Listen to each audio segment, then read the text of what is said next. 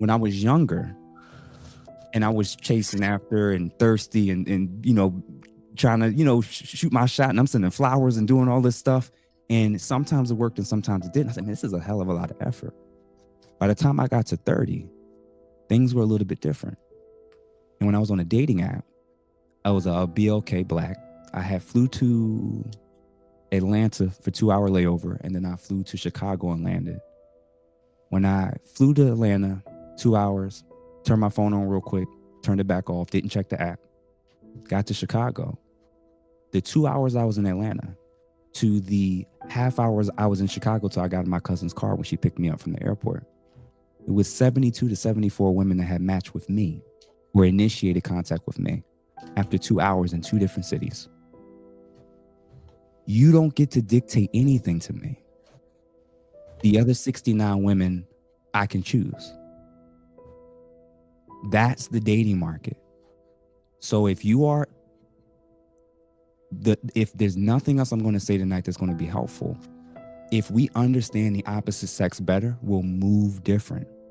In the global dating market, we ain't worried about America. In the global dating market, in terms of desirability, it's white men at the top.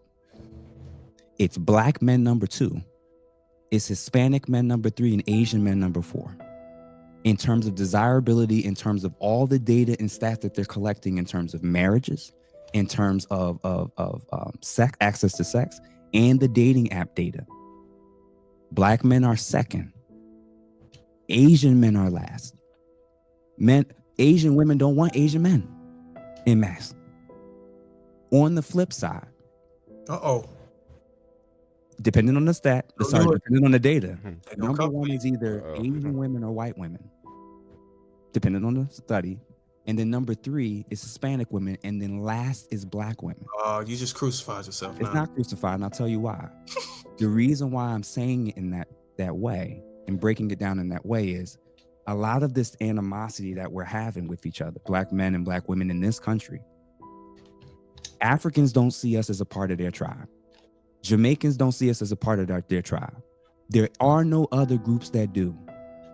So if globally you are the least desired, and even the other black people, even if the other black people come here, they will look at you different, and they'll still treat you a little bit different. And it takes you a while to kind of warm up, and they'll be honest and say, you know, when I first came here, my parents said not to deal with the black Americans. Who else are you going to listen to in terms of whatever it is that's causing you to be at the bottom of the totem pole of desirability?